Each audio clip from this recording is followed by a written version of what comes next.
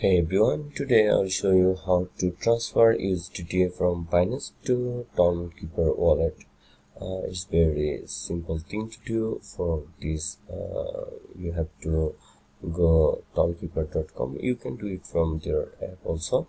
So after logging your Tonkeeper wallet, then you have to go in options of receipt option, and then you have to select your USDT as your crypto. Then you will get a wallet address like this. Just copy it, then go to your Binance app or login or Binance.com and log into your account. Then after login, select deposit, select overview. Then you will see your balance here, and then you select withdraw from here. Then select USDT as